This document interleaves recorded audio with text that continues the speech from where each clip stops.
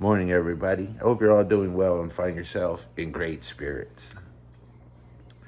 So, I'm hearing the word loyalty a lot, and it's promoted as a good quality to have, something valuable in a person. And I agree, but I look at it a little bit different than most. See, the Bible says, I think Proverbs 22:1, that your reputation and respect you should value more than silver and gold. It's saying your reputation is worth more than money. And the other day, for some reason, I thought, I could probably run this agency, even though it's a scientific agency, and most of the scientists there, if not all of them, know more about science than me. But I also read The Art of War, and I thought it's just a matter of having the right people in the right positions. And I'm friends with a lot of scientists, PhDs. And the ones I would pick, I wouldn't pick just because they're my friends. In fact, there's some I would pick who aren't my friends at all. I wouldn't pick them, I wouldn't build my team based on their loyalty to me, because that can change. I would build my team based on their loyalty to their reputation.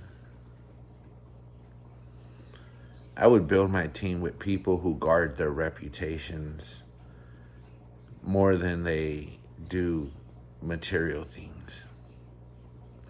People who value their reputation more than material things.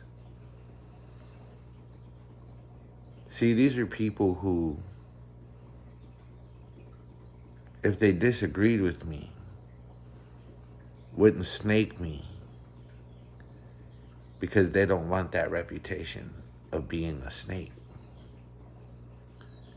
These are people who, if they were mad at me, wouldn't give me bad information because they value their reputation as someone whose word means something. They value their reputation for producing high quality work. They value their reputation for being high quality people of integrity. That will protect me more than their loyalty to me, because that can change. Their core values are less likely to change. Some of them folks are my friends because I just gravitate towards people like that. That's who I want to be around. But again, some aren't. Some might not even like me, but I would want them on my team because of their loyalty to ideas and concepts like integrity, like honesty, like justice. And so, in closing, I'm going to give you a quote from Carlos Castaneda. We didn't span the gamut.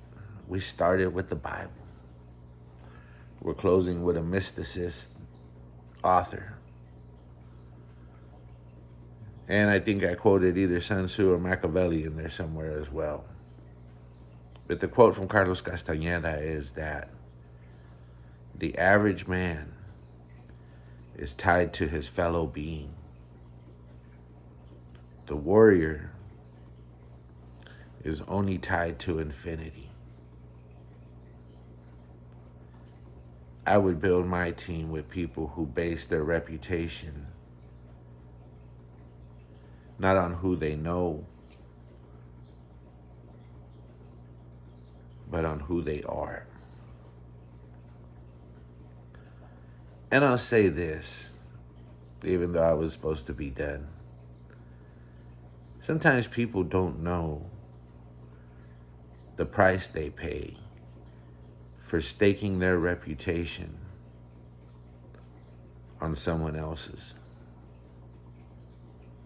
When I first came on YouTube, I had a lot of still fresh connections.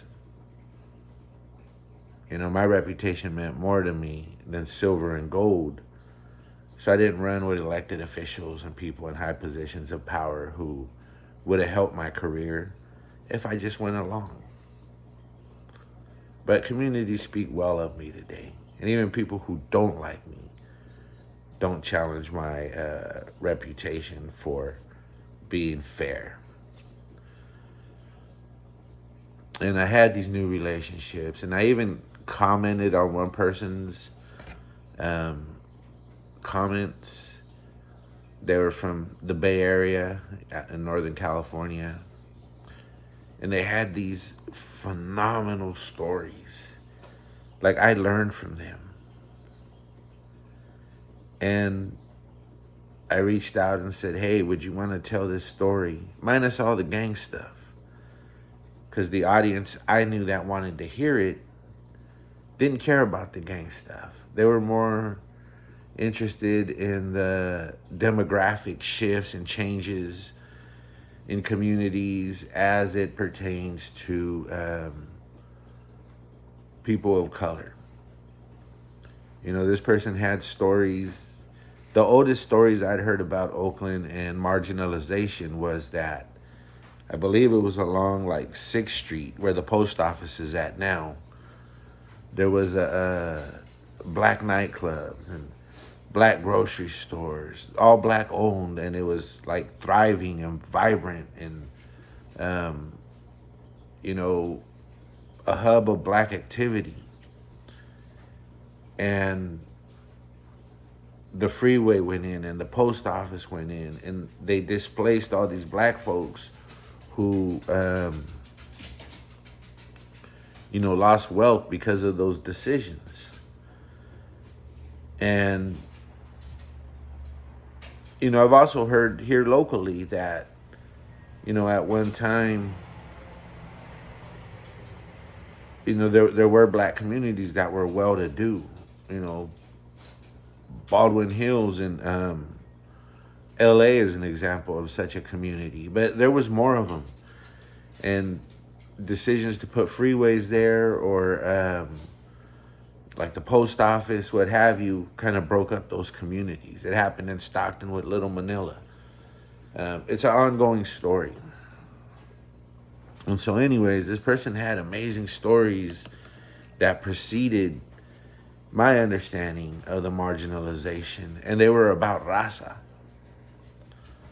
And so I commented and said, hey man, would you be interested in telling your story? There could be compensation in it for you. I'm guessing he would have got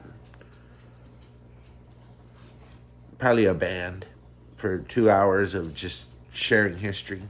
Not even talking about gangs or street politics, just demographic shifts, how it used to be, painting a picture. He was good at it. And in between me posting that and him responding, I saw him hitch his reputation to other people's reputations. And I deleted my comment before he had a chance to respond. And so sometimes